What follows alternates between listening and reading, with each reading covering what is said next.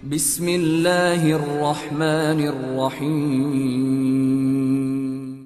Beberapa dosa yang dianggap remeh manusia, bahkan tidak disadari bahwa itu sebuah dosa. Dari ucapan-ucapan manusia yang sadar ataupun tidak, terkadang terlontar.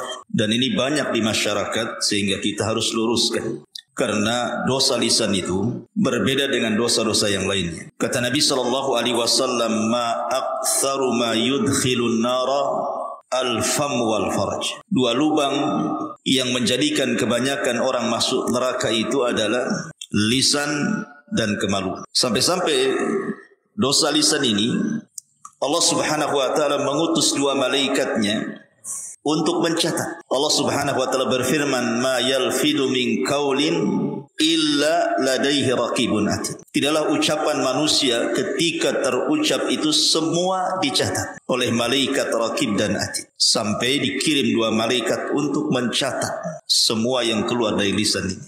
Bahkan terkadang manusia dimasukkan ke neraka itu bukan karena banyak bicara. Boleh jadi mungkin satu kalimat yang dikeluarkan, tapi satu kalimat ini mengandung kemurkaan Allah Subhanahu wa taala, itu sudah cukup memasukkan ia ke dalam neraka. Sebagaimana hadis Nabi SAW, wa innal abda la yatakallamu bil kalimati min sukhtillahi la yulki laha balan yahwi biha fi nari jahannam. Sungguh ada seorang hamba, kata Rasul, mengucapkan satu kalimat. Bahasa Rasul satu kalimat, bukan berkalimat-kalimat. Tapi dalam satu kalimat ini terkandung kemurkaan Allah. Hebatnya dia ucapkan tanpa sadar, bukan dengan kesadaran dia ucapkan, tanpa sadar pula dia ucapkan. Maka dampaknya cukup melemparkan orang ini ke dalam jahannam. Wajar kalau Nabi SAW mengatakan kepada Mu'ad, "Thaqilatka ummuka ya Mu'ad, wa hal yakubbun nas fi nari ala wujuhihim au ala manakhirihim illa hasaidu alsinatihim." Celaka dirimu hai Mu'ad, kebanyakan manusia terjerumus ke dalam neraka di atas wajah dan hidung mereka itu kecuali karena dosa-dosa lisan. Maka malam ini kita akan membahas tentang dosa lisan, kalimat-kalimat yang biasa diucapkan manusia padahal di dalamnya ada kemurkaan Allah Subhanahu wa taala. Apa saja kalimat-kalimat? Yang pertama, kita sering mendengar di masyarakat, kalau ada orang dinasihati, umpamanya seorang perempuan tidak pakai jilbab, dinasihati, pakailah jilbab, tutup aurat, berdosa. Apa katanya? Yang penting hatinya. Sering ngomong gitu kan? Yang penting kan hatinya, Ustaz, gitu. Ma'asyiral muslimin yang dimuliakan Allah Subhanahu wa taala, ini tersebar kalimat seperti ini. Yang penting hatinya. Dikiranya Allah Subhanahu wa taala itu ya hanya menghisab hati orang saja. Allah itu bukan menghisab itu lantaran kesalahan hati saja.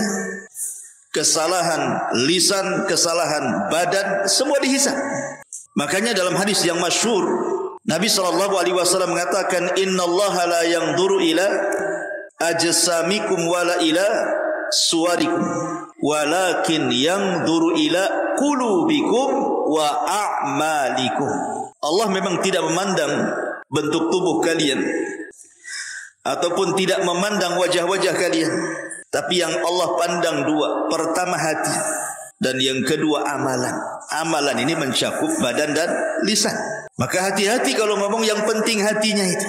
Karena yang dihisab itu bukan hanya sekedar hati, saya ulangi, tetapi juga anggota badan dan juga lisan. Tadi hadis yang saya sebutkan. Wa innal abda la yatakallamu bil kalimati min sukhtillahi la yulki laha balan yahwi sahibuha fi nari jahannam. Wa fi riwayatin tahwi bihi sab'ina kharifan finnar. Seorang hamba mengucapkan satu kalimat. Kalimat pakai apa? Pakai hati, pakai lisan. Kalimat itu dia ucapkan tanpa sadar. Rupanya kalimat itu mengandung kemurkaan Allah Azza wa Jal, cukup memasukkan dia ke dalam jahannam. Dalam riwayat dilemparkan ke dalam neraka jahannam sedalam 70 tahun. Maka hati-hati ngomong seperti itu. Yang penting hatinya. Orang yang ngomong yang penting hatinya pun belum tentu hatinya baik kan? Kalimat yang penting hatinya, emang hati Anda yang ngomong begitu bersih? Kalau hati Anda bersih, pasti akan melaksanakan perintah dan menjauhi larangan. Kalau bersih hatinya. Ketika Anda mengatakan yang penting hati, menunjukkan hati Anda ini kotor sebenarnya, tidak tunduk kepada syariat. Maka hindari kalimat-kalimat seperti ini. Ini kalimat pertama. Kemudian yang kedua, kalau ada orang dinasihati, umpamanya ini ya terbalik nih, wanita ini sudah berjilbab, panjang pula jilbabnya, pakai cadar, niqab, kaos kaki, kaos tangan gitu.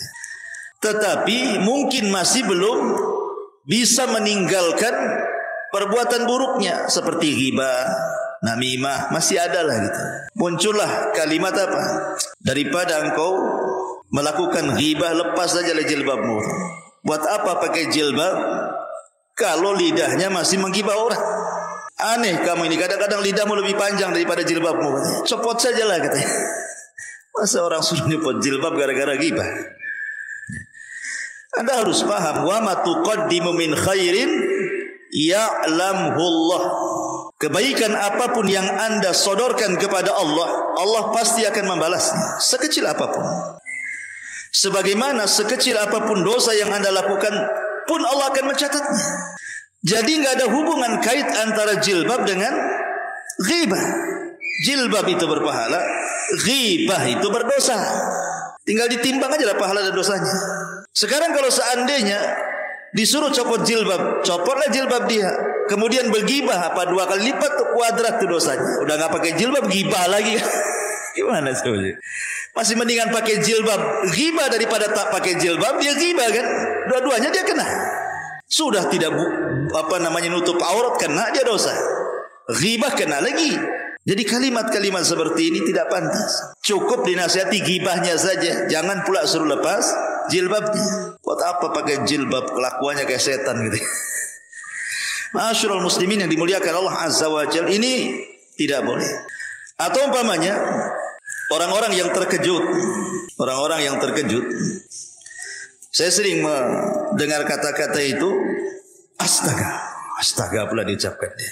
Ada lagi ditambah, astaga naga. Ada naganya pula situ. Atau ucapan yang lain apa ya? Jangkrik pula keluar. Ada orang-orang yang terkejut itu, aneh-aneh dia ucapkan. Harusnya, atau mungkin terkadang ya, orang ini salah mengucapkan niatnya baik. Ketika terkejut itu, harusnya dia mengucapkan subhanallah, dia katakan masya Allah. Harusnya mengatakan masya Allah, dia ucapkan pula subhanallah. Maksudnya apa? Kalimat subhanallah ikhwan itu artinya maha suci Allah. Seharusnya ucapan subhanallah ini diucapkan kapan? Ketika mendengar keburukan atau melihat sesuatu yang antum tidak suka. Jadi kalau antum melihat keburukan di hadapan antum tidak suka, atau mendengar keburukan, antum ucapkan subhanallah. Ya. Tapi kalau antum melihat kebaikan di hadapan antum atau kabar yang baik, katakan masya Allah. Ditebalik kan antum. Wow, kalau mantap subhanallah, masya Allah. Ya. Begitu juga ketika terkejutnya karena apa? Kalau terkejutnya karena sebuah keburukan, lupa, ya, tertinggal sesuatu di rumah, itu kan keburukan namanya. Katakan subhanallah, lupa tadi. Nah gitu ya. Atau umpamanya antum ngutangi orang, nggak bayar-bayar, udah lupa dengan dia. Tahu-tahu bawa uang 1 koper, nih saya bayar, kan senang tuh. Masya Allah. Gitu. Jadi terkejutnya itu jangan pakai bahasa-bahasa lain. Ya, bahasa-bahasa terkadang naudzubillah, saya pernah mendengar orang-orang awam itu kalau terkejut pula bahasa-bahasa jorok yang dikeluarkan. Bahasa-bahasa jorok yang dikeluarkan, ini akan dihisap pada hari kiamat. Jangan. Ya, walaupun astaga ini apa? Bahasa apa astaga? Bahasa apa astaga? Hah? Tahu bahasa apa? Bahasa Melayu kan? Nah ya, mungkin astagfirullah disingkat jadi astaga gitu. Maksudnya astagfirullah disingkat jadi astaga gitu. Masya Allah ya. Ma'asyiral muslimin yang dimuliakan Allah Azza wa Jalla. Atau mungkin bahasanya halus ikhwan. Bahasanya halus, tapi hakikatnya di dalamnya tidak layak diucapkan. Contoh umpamanya, ada orang melihat musibah, orang terkena musibah, mungkin kemalangan, mungkin anaknya mati, keluarganya ada yang mati gitu. Pokoknya musibah lah. Dan kita kasihan dengan dia. Karena melihat musibah yang dideritanya, kita kasihan pula sama dia. Akhirnya dia ngomong gimana? Nggak layak orang seperti itu dapat musibah. Kasihan. Nggak boleh kawan ngomong seperti ini. Layak tidak layak dalam mendapatkan musibah itu Allah yang menentukan. Antum kira apa semua musibah itu jelek? Tidak. Terkadang musibah itu untuk mengangkat derajat. Karena Nabi SAW yang mengatakan dalam hadis, ma yusibul mu'min min syaukatin wa ma fawqaha illa rafa'ahu Allah. Tidaklah sebuah musibah menimpa seorang mukmin, apakah tertusuk duri atau mungkin di atas itu, terkadang Allah sengaja mengangkat derajatnya. Maka dulu ada orang soleh. Dia tidak punya anak kecuali satu. Orang soleh ini tidak punya anak kecuali satu. Dan dia sangat mencintai anaknya. Jadi Allah takdirkan anaknya meninggal. Kemudian dikebumikan ke pekuburan. Jadi murid-muridnya orang soleh ini tiba-tiba berteriak dan mengatakan, ya Rabb, kenapa mesti anak guru kami yang saleh ini yang meninggal? Kenapa enggak kami saja? Kenapa enggak kami saja? Maka orang saleh ini marah dan mengatakan, apa yang kalian katakan? Kalian itu sudah menentang Al-Quran. Kemudian dia membacakan ayat di dalam surah Al-Baqarah, wa ma min musibatin innalillahi, itu gimana? Alladzina idza asabahum musibatun qalu innalillahi wa inna ilaihi raji'un. Harusnya kalian mengucapkan innalillahi wa inna ilaihi raji'un, bukan mengucapkan seperti itu. Kenapa enggak aku saja? Kenapa mesti dia kan? Kalimat seperti ini, ikhwan, ada kalimat halus seolah-olah orang ini menuduh Allah Subhanahu wa taala zalim. Menuduh secara tidak langsung, mengatakan Allah zalim sama orang itu. Allah tidak zalim. Ketika Allah Subhanahu wa taala menimpakan musibahnya kepada seseorang, imma Allah sedang mengangkat derajatnya, atau imma Allah sedang menyadarkannya. Allah tegur dia supaya dia jangan terus bermaksiat. Ditegur supaya sadar. Antum bilang kasihan, orang sedang diangkat derajat, antum bilang kasihan pula. Maka kalimat seperti itu tidak boleh. Atau mungkin sebaliknya. Mungkin menurut mata kita orang itu tidak layaklah sukses. Atau mungkin fisiknya cacat, tapi Allah Subhanahu wa taala bentang rizkinya. Kaya dia, ya, usahanya masih bentang tikar aja. Pokoknya berhasil. Tiba-tiba kita nyeletuk. Masa orang kayak gitu kok bisa kaya? Coba. Masa orang kayak gitu? Nggak boleh. Karena Allah Subhanahu wa taala qasama akhlaqakum kama qasama arzaqakum. Allah itu sudah membagi akhlak kalian sebagaimana Allah membagi rizki-rizki kalian. Nggak boleh kita mengucapkan kalimat seperti itu. Karena langsung ataupun tidak, sadar ataupun tidak, Anda sudah menganggap Allah jahil. Mungkin Allah jahil, Allah bodoh, ya, suka-suka dia ngasih gitu. Enggak, Allah ketika memberikan rizki tahu sesuai dengan kemaslahatan hamba itu. Kan Allah yang ciptakan kita. Kalau Allah memberikan rizki itu, Allah paham dengan ilmunya. Kenapa kita kemudian mengatakan seperti itu? Tidak boleh. Karena kalimat seperti ini ada rahasia-rahasia yang tidak bagus. Ya, seolah-olah Allah Subhanahu wa taala jahil, tidak paham. Terkadang ikhwan, ada orang-orang itu sengaja Allah Subhanahu wa taala berikan kekayaan. Lau afqartuhu, kata Rasul dalam hadis qudsi, kalau seandainya aku fakirkan dia, la afsadat fi dini. Boleh jadi dia rusak agamanya. Atau ada di antara hamba itu, laman yasluhu illa al-faqr. Lau agnaituhu la afsadat fi dini. Atau ada orang-orang yang sengaja Allah fakirkan, enggak kaya-kaya, usaha macam mana pun enggak kaya-kaya dia. Sebab kata Allah dalam hadis qudsi, sebab kalau aku buat dia kaya makin rusak agamanya. Allah Maha paham ya apa yang diberikan. Enggak boleh kita ngomong seperti itu. Dan ngapain pula antum ngurusi orang? Kok ngurusi orang pula? Itu hasad namanya, ya kan? Maka kalimat-kalimat seperti itu tak layak diucapkan. Ataupun mencela waktu. Nah, ini yang sering, ya. Sial banget hari ini. Nah, sering antum dengar itu? Sial banget hari ini. Ataupun mengatakan, pamannya antum diajak pesepak bola nih, hari Rabu pula, ya. Kemudian mengatakan, Kalau Rabu pasti antum kalah.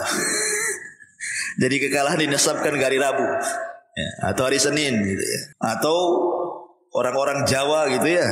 Ada sebagian mereka yang masih meyakini bulan Suro itu bulan petaka. Kalau datang bulan Suro, aduh ini bulan penuh petaka ini katanya. Bulan Suro dibilang petaka gitu ya. Tidak boleh. Atau lebih parah lagi di zaman edan gitu. Kamu yang edan bukan zaman. Ya. Kalimat-kalimat seperti ini tidak boleh. Kenapa demikian? Imam Syafi'i rahimahullah ta'ala mengatakan, naibuz zaman wal aibu fina wama lizaina atau wama lizamanina aibun siwana. Imam Syafi'i, naibuz zamana wal aibu fina wama lizamanina aibun siwana. Kata Imam Syafi'i rahimahullah ta'ala, kita mencela zaman, waktu, sedangkan yang tercela adalah kita.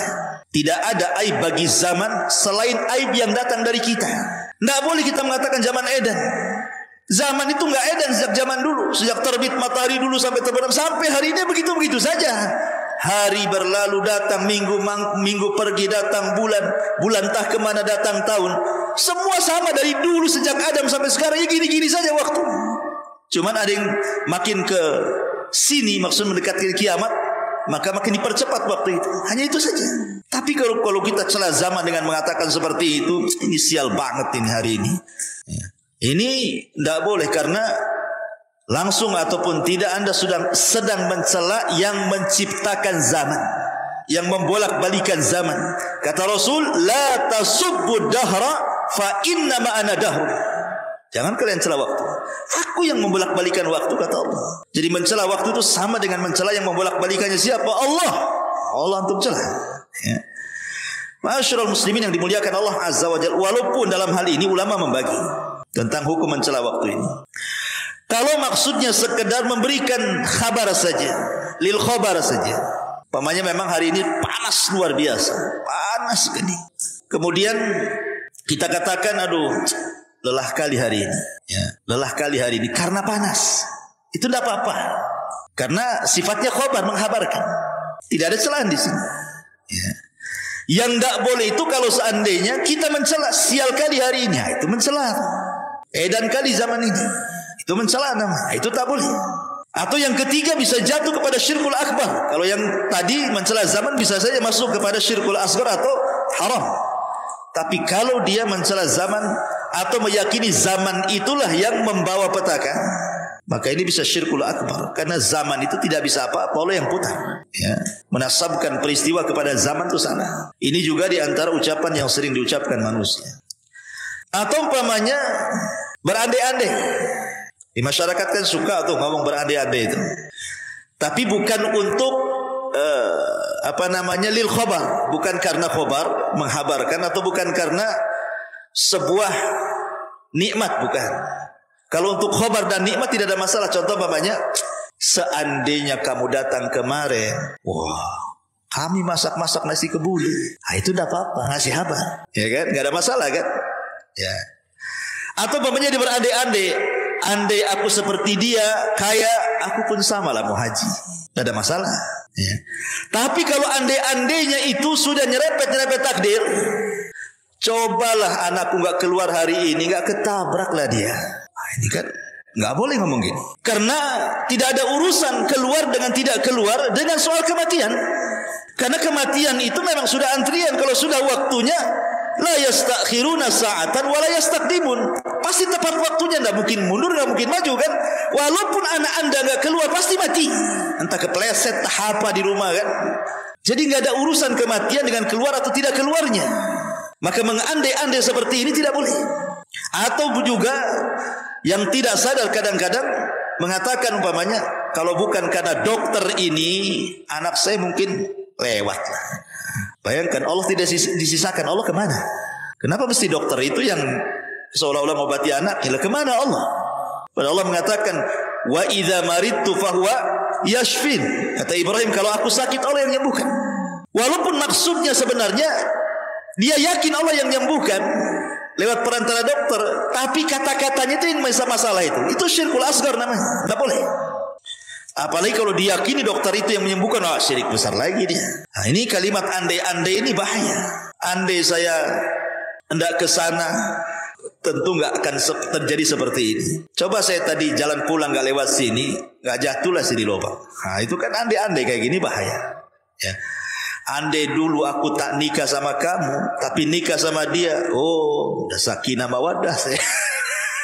Nggak boleh ngomong kayak gitu. Ya, itu sudah takdir Allah Azza wa Jalla. Terima antum. Karena Nabi sallallahu alaihi wasallam yang mengatakan dalam hadis Nabi sallallahu alaihi wasallam, ihris ala ma yanfa'u wasta'in billah wa la ta'jaz. Wa in asabaka syai'un fala taqul law fa'altu kadza lakana kadza. Fa inna law taftahu amal syaitan. Kata Nabi SAW, semangatlah untuk mencari yang manfaat untuk kamu, tambatkan pertolongan kepada Allah, jangan lemah. Tapi kalau menimpa musibah kepadamu, jangan berandai-andai dengan mengatakan lau seandainya, andai kata, bila mana, ya kurang lebih itu. Kalimat-kalimat seperti itu. Kalau aku tidak melakukan andai kata aku tidak begini, tentu tidak begitu. Andai kata aku begini, tentu begitu. Nah, itu tidak bisa. Karena andai-andai ini adalah pintu daripada pintu setan. Lalu apa yang harus diucapkan? Walakin kul qaddarallah wa masya'a fa'al. Katakan takdir Allah semua. Nah, ini menyangkut takdir masalahnya. Ya, sudah katakanlah ini udah qadar Allah, selesai. Tenang. Sebab kalau kita sandarkan semua kepada takdir, hilang kesedihan di dada. Tapi kalau dikaitkan dengan andai-andai, makin sakit hati. Andai anak saya nggak keluar, nggak mati, udah sakit lah dia. Nggak berhenti itu nangis sampai berapa hari itu. Tapi kalau antum katakan semua sudah takdir, selesai dadan, lapang semua. Anak saya mati sudah ditakdirkan 500 tahun sebelum Allah menciptakan langit dan bumi. Selesai, ya kan? Jadi kalimat-kalimat seperti ini hati-hati, andai-andai ini, ya. Atau mencela penyakit. Mencela penyakit. Aduh, sial kali penyakit ini gitu. Lama kali sembuh. Kan itu kan ada tuh orang kayak gitu. Ya. Saking lamanya sembuh penyakit, dicela-celanya penyakit itu. Di zaman Rasul ada seorang wanita namanya Ummu Sa'id. Ummu Sa'id. Sakit kepala, diikat kepalanya. Karena zaman itu belum ada Paramek. Sekarang sakit kepala minum Paramek, Bodrek atau apa gitu. Diikat zaman dulu. Jadi Nabi SAW heran.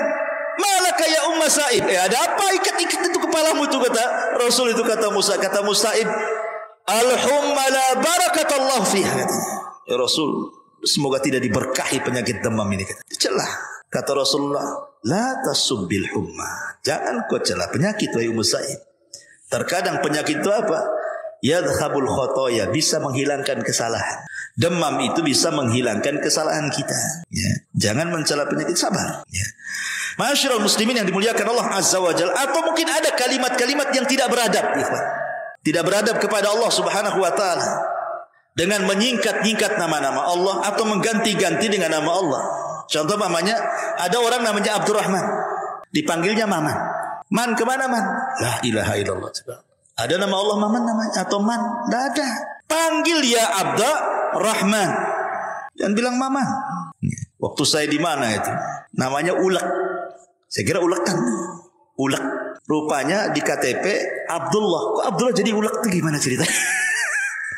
Orang manggil Pak Ulek katanya. Kok nama antum aneh Pak Ulek katanya. Bukan Pak Ulek Ustaz. Nih KTP saya Abdullah pula. Kok bisa dari Abdullah jadi Ulek tuh? Gimana ceritanya tuh? Nah boleh, kalau nama Abdullah itu khairul asma, ikhwan. Sebaik-baik nama Abdullah dan Abdurrahman, sebaik-baik nama loh, bisa diganti.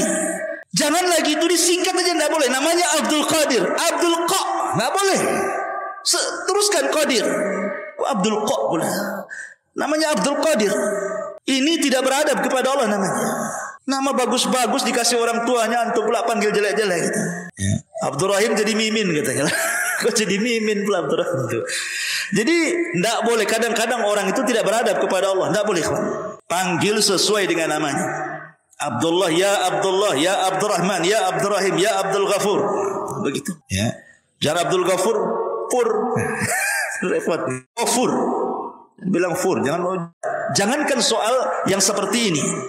Yang lebih kecil daripada itu di zaman Rasul itu ada namanya Hani ibn Kindi. Namanya Hani, sahabat ini. Tapi banyak kaumnya itu kalau ada masalah datang kepada dia dan minta diselesaikan masalahnya. Dan kepiawaian dia mampu pula dia mendamaikan orang bermasalah itu. Jadi kabilahnya kalau ada masalah mesti datang ke dia, dan selalu berdamai. Jadi orang-orang kabilah itu menyebutnya ya Abul Hakam.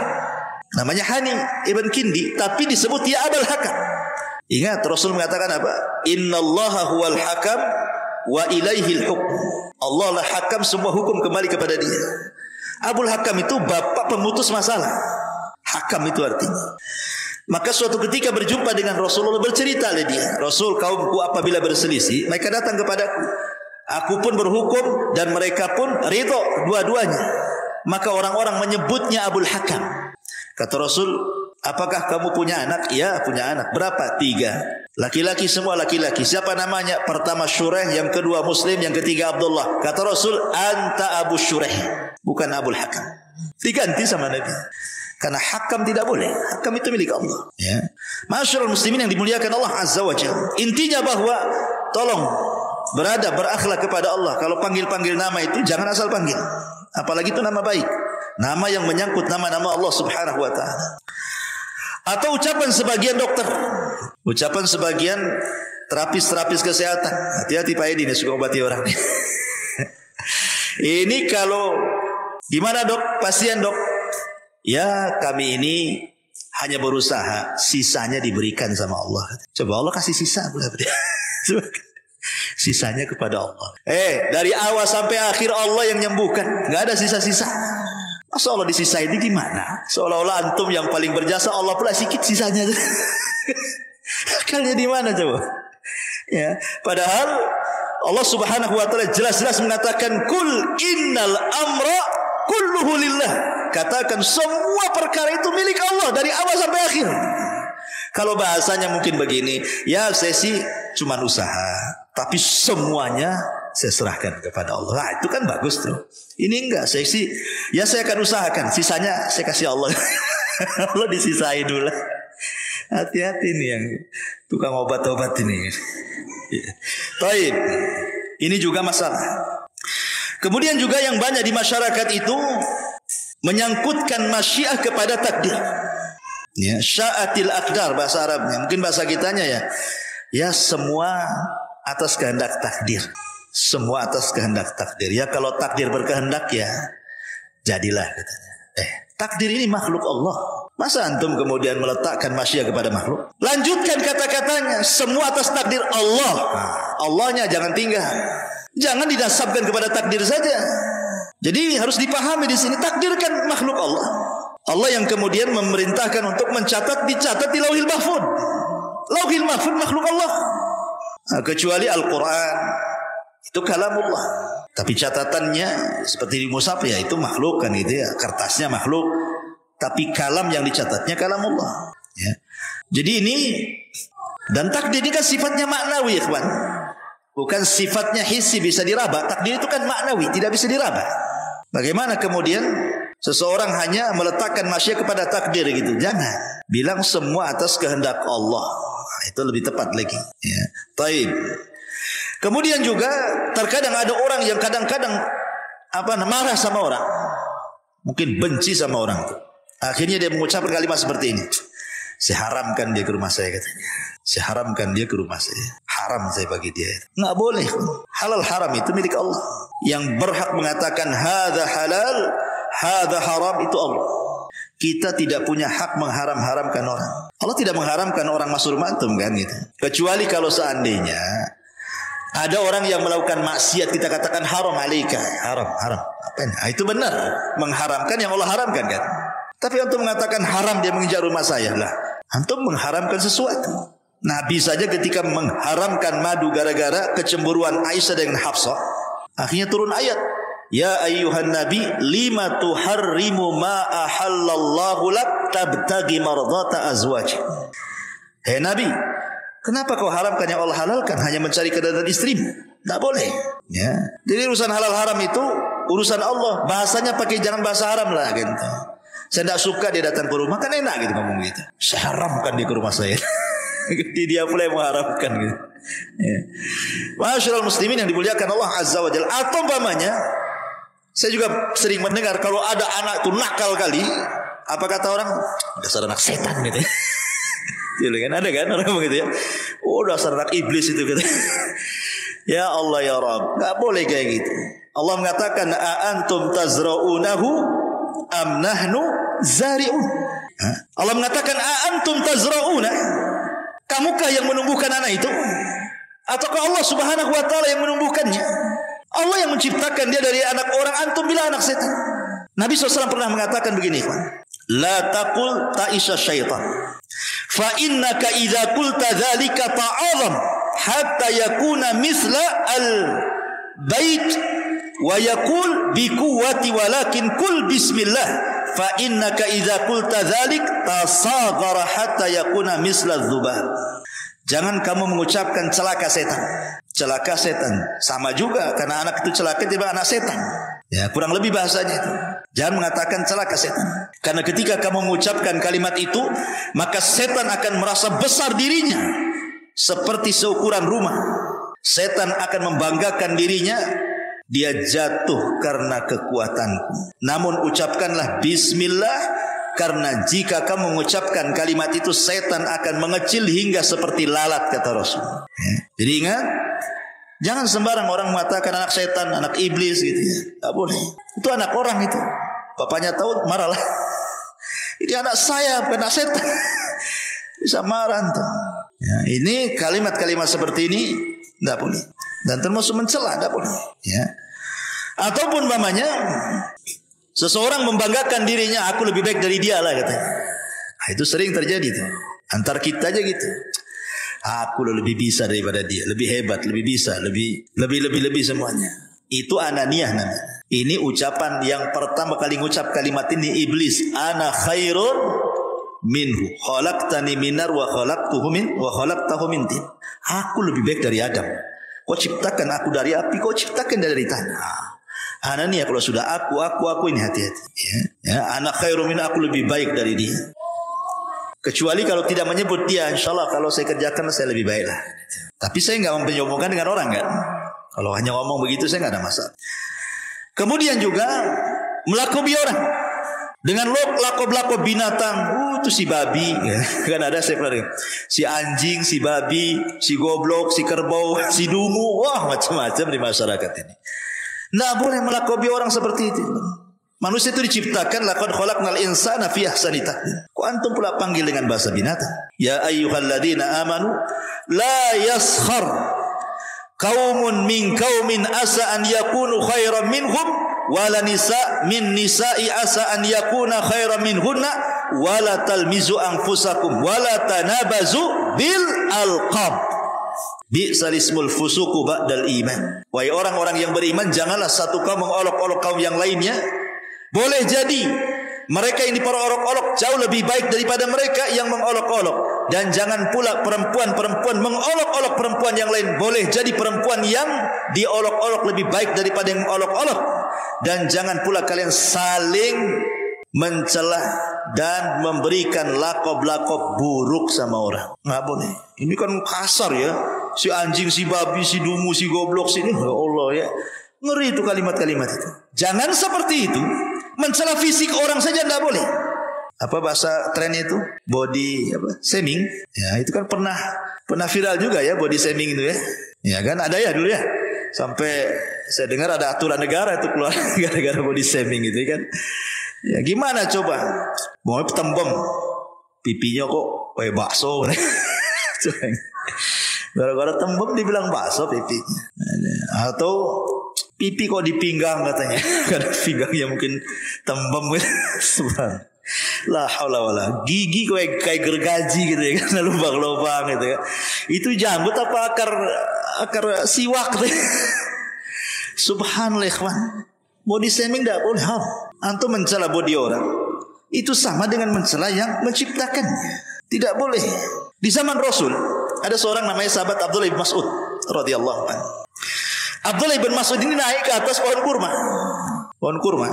Dia kan kurus sekali, kurus ceking Abdullah bin Mas'ud itu. Jadi betisnya itu kayak kulit berbalut tulang saja, atau tulang berbalut kulit saja, gak ada dagingnya. Naik dia ke pohon kurma, datang pula angin, tersingkap pula betisnya. Semua sahabat mentertawakan betisnya Abdullah bin Mas'ud karena kecilnya. Dari as-sabiqun al-awwalun. Marah Rasul dan mengatakan walladzi nafsi biyadihi la tadhaku, katanya. Kemudian Rasul mengatakan lahuma, maksudnya betisnya Abdullah bin Mas'ud, asqal fil mizani min jabalil Uhud, kata Rasul. Jangan kalian mencela betisnya, kedua betis Abdullah bin Mas'ud. Abdullah bin Mas'ud, kalau ditimbang kedua betis itu di hadapan Allah, itu gunung Uhud tidak lebih berat daripada kedua betisnya, katanya. Artinya dua betis Abdullah bin Mas'ud jauh lebih berat kalau ditimbang di hadapan Allah daripada gunung Uhud. Tak boleh, ya, body shaming itu tak boleh. Mencela fisik orang, ya, ketinggian pohon kelapa kan itu, kependekan cebol atau apa istilahnya kan. Di masyarakat kan banyak tuh, ya, bahasa-bahasa yang kadang-kadang ngeri gitu. Gemuk bilang gajah kan itu. Coba yang kan. Gemuk dibilang gajah, ya. Kurus dibilang apa tuh? Apa istilahnya kurus tuh? Ceking kan itu. Nah, kalau ceking bahasa lain dari kurus ya tidak apa-apa lah kan. Kalau kurus mau dibilang apa namanya, ya itu tuh lidi, badan kayak lidi, nggak boleh itu, ya. Body shaming itu nggak boleh, haram dalam Islam. Makanya saya setuju juga negara buat pasal-pasal seperti ini, ya. Taib. Kemudian juga yang lain, tatayur. Seperti orang mengatakan, wah malam ini pasti ada yang mati nih, katanya. Kenapa? Nampak ada burung hitam di atas, gitu. Itu tatayur, tidak boleh.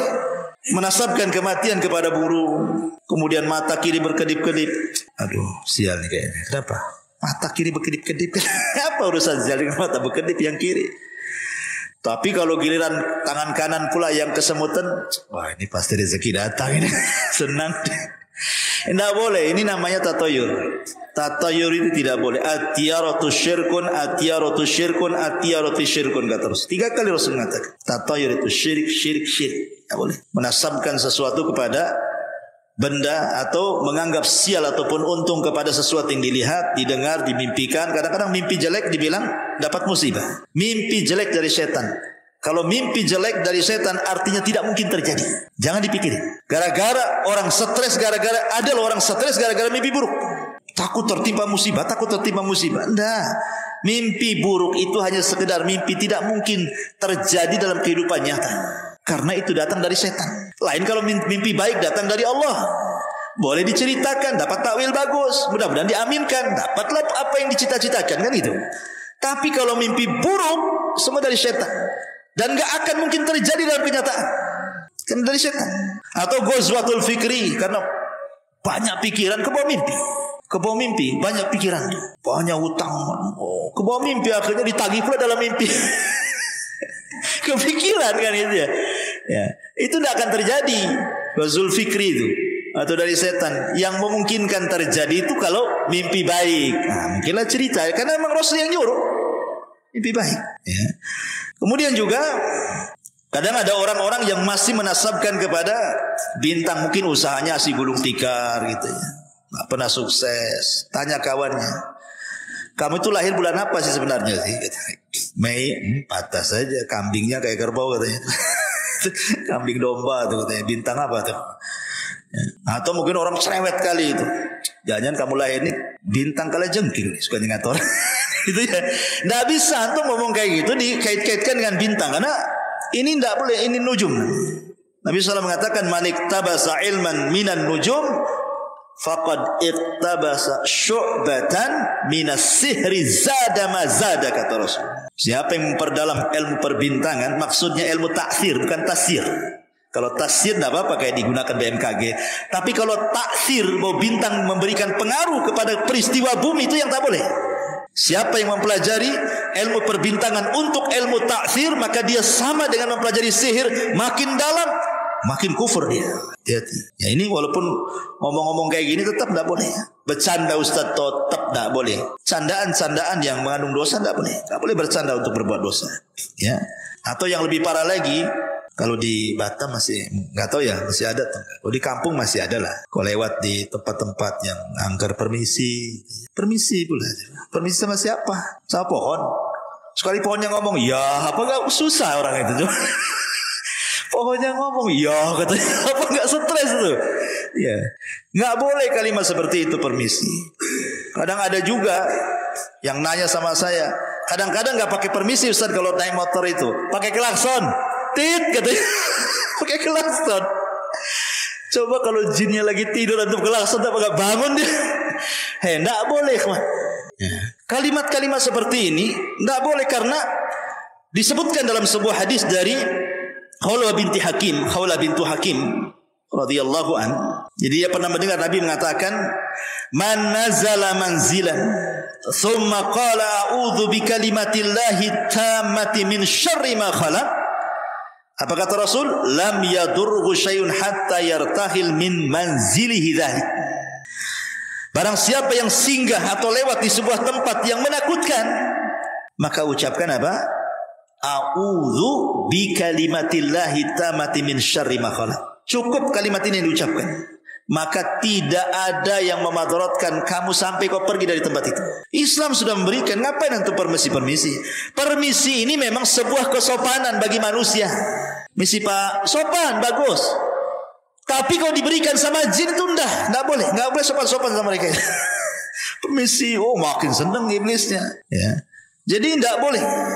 Bahkan kalau seandainya antum baru beli rumah itu lama enggak ditempati. Abdullah ibn Umar radhiyallahu an mengatakan, "Idza dakhala al-baita ghairal maskuni falyakul assalamu alaina wa ala ibadillahi salihin." Apa kata Rasulullah, kata Abdullah bin Umar, jika seseorang masuk di rumah yang tidak berpenghuni, sudah lama ini nggak ditempati, antum pulang kampung banyak lama nggak ditempati itu, 2-3 bulan di kampung baru datang kan rumah lama nggak ditempati, maka ucapkan assalamu alaina wa ala ibadi as-salihin. Salam bagi diri kami dan salam bagi hamba-hamba Allah yang saleh. Maksudnya boleh jadi ada jin-jin muslim dalam rumah kita ini yang menjawab salam. Jin muslim, dan jin muslim gak akan mengganggu kita. Yang tukang iseng ganggu kita itu jin fasik gitu. Ya kadang-kadang buat suara gitu kan. Senggolnya kaleng konggon jugreng malam-malam tuh. Takutlah orang kan. Banyak anak kucing. Kadang-kadang gorden gelebar. Sebenarnya nggak ada setannya, antum lupa nutup jendela itu angin masuk gelebar. Ini sudah ikut-ikut merinding. Apa gorden digugur gerak-gerak gitu ya kan? Ya, ikhwan, atau mungkin suara angin. Memang setan itu akan masuk dalam semua media, entah angin, entah suara, entah bayangan. Memang sengaja nakut-nakuti kita sebenarnya. Makanya kata Nabi SAW, kalau antum lewat ke sebuah tempat yang menakutkan dalam rumah, cukup menyebutkan Bismillah wala tubali, kata Rasul. Ya. Orang takut nih mau keluar rumah, entah ada barang yang tertinggal di luar mau ngambil, malam-malam pula gitu kan. Anjing tangga pula berisik gitu ya. Gelap pula lampu, hujan pula deras. Samping kuburan pula rumahnya makin lah kan gitu kan. Jadi cukup mengucapkan Bismillah, jangan pedulikan. Atau ibu-ibu ini mau ngambil sesuatu di dapur, haus, malam-malam, jam 1 bangun, listrik mati, penerangannya pakai handphone aja. Kemudian di center-center gitu, mana nih minuman letak di mana, mulai takut. Maka kata Rasul, Bismillah, jangan pedulikan di dapur, ambil air, bergegas. Kalau takut lari, tapi jangan ditabrak-tabrak belum. Minum sudah selesai. Bismillah. Takut kepada setan tidak syirik, karena setan itu musuh kepada kita. Sama dengan kita takut sama orang jahat, tidak syirik. Ya, ada orang ngancam kita, saya bunuh kamu, wajar kita takut. Ya, takut sama setan juga wajar, karena setan musuh kita. Yang tidak wajar itu kalau kemudian kita ladeni mereka. Browsing dia, setan takut sama bawang gantung katanya. Gantunglah semua bawang tadi pintu, sama garam disebarlah, habislah budak purih. Sayang kan? Itu apa coba? Atau teriak-teriak, hei siapa di dapur? Sekali ada yang jawab, apa antum gak stres? Kan itu. Jadi tidak boleh, nggak usah, kata Rasul, jangan dipedulikan, cukup baca basmalah saja. Beranikan. Karena hakikatnya mereka juga takut dengan kita, sebagaimana kita pun takut sama dia sebenarnya. Jadi kalau kita berani, mereka takut. Kalau kita takut, mereka pula yang berani. Sekarang adu mental aja di situ tuh. Antum adu mental di situ. Kalau berani mereka takut. Kalau kita takut mereka pula berani ya. Tapi jangan pula uka-uka antum tes keberanian itu. Yang kesurupan lah antum. Uka-uka di Barelang sana. Banyaklah kesurupan. Apain pula antum ganggu sarang jin pula. Ya. Bukan itu uji mental, uji nyali itu. Masyarul muslimin yang dimuliakan Allah Azza wa Jalla. Kemudian juga ini kalimat-kalimat yang ya menurut saya sih ngeri sekali ya, kalimat-kalimat seperti ini kan. Sebaiknya jangan diucapkan ya. Izin kepada jin, lewat permisi ya, maka itu dilarang dalam Islam karena bagaimanapun bagi seorang yang muwahhid tidak pantas takut kepada syaitan. Takut itu hanya diberikan kepada Allah Subhanahu wa taala. Ya. Kemudian juga kalimat sumpah, demi bapakku, ya kan? Demi ibuku tolonglah. Enggak boleh. Bersumpah kepada selain Allah apakah kepada ibu bapak kita dilarang dalam Al-Qur'an. Allah mengatakan di dalam Al-Qur'anul Karim, ala innallaha dalam sebuah hadis dalam sebuah hadis yang dikeluarkan Bukhari dan Muslim, Nabi mengatakan, innallaha yanhaakum an takhlifu bi abaikum. Faman kana halifan falyakhlif billahi aw liyasmut. Kata Nabi, Allah melarang kalian untuk bersumpah kepada bapak moyang kalian atau kepada bapak-bapak kalian. Kalau hendak bersumpah, maka bersumpahlah kepada Allah. Demi Allah, jangan demi bapakku, demi ibuku, enggak boleh. Ustaz, demi cintaku padamu gimana? Ya. Ya, kalau itu jadi sumpah tidak boleh. Kalau itu maksudnya sumpah, demi cinta kalau dimaksudkan sumpah tidak boleh. Syirik asghar tidak boleh. Karena Rasul mengatakan fal yahlib billahi aw liyasmut. Bersumpah kepada Allah kalau tidak bisa diam. Kalau tidak bisa diam. Ya. Ini juga hal-hal yang terkadang di masyarakat itu sering kita mendengarnya. Apalagi kawan ya. Biasanya yang sering antum dengar apa lagi? Ada antum dengar istilah-istilah lagi di masyarakat ya. Ini yang saya catat aja ya. Lah kalau yang seperti ini aja terlarang, apalagi lebih daripada ini, mencela Allah, mencela Islam, mencela Al-Quran. Masyaallah muslimin yang dimuliakan Allah Azza wa Jalla. Kapan hari saya dengar YouTube itu ya. Jadi di YouTube itu ada orang yang mencela seolah-olah mungkin dia melihat ada kelakuan beberapa umat Islam. Kelakuan mungkin menurut pandangan dia tidak sesuai dengan syariat. Akhirnya dia mengatakan, kalau Islam kayak gitu lebih baik aku kafir gitu. Enggak boleh kan kalimat ini. Masih mendoakan kekafiran seperti itu. Enggak boleh. Seolah-olah kemudian menjeneralisir semua orang kayak dia kan itu. Ya kalau memang dia saja salahkan. Jangan kalau Islam kayak dia kan enggak akan saya masuk Islam. Saya kafir aja katanya. Sampai kemudian mengatakan, sejak kapan Nabi Muhammad itu agamanya Islam tuh? Otak. Di mana otak jadi dengkul gini ya. Masyarul muslimin yang dimuliakan Allah Azza wa Jalla. Bisa dia mengatakan seperti itu. Liberal. Pemahaman liberal. Dengan mengatakan, mana sejak kapan Nabi Muhammad itu Muslim? Kan liberal. Maunya itu menyamakan semua agama kan begitu. Allah mengatakan, faqulu syhadu bi anna muslimun. Faqulu syhadu bi anna muslimun. Katakan saya ini muslim, berserah diri itu artinya. Karena Islam itu artinya berserah diri.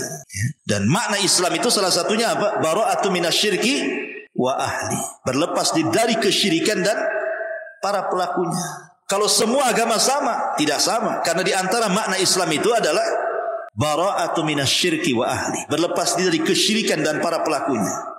Sekarang Nasrani, di mata kita mereka musyrik karena menyatakan Isa itu Tuhan, menyekutukan kan. Yahudi kita katakan bukan hanya kafir juga gitu. Ada bau-bau musyrik yang mengatakan Uzair itu anak Allah.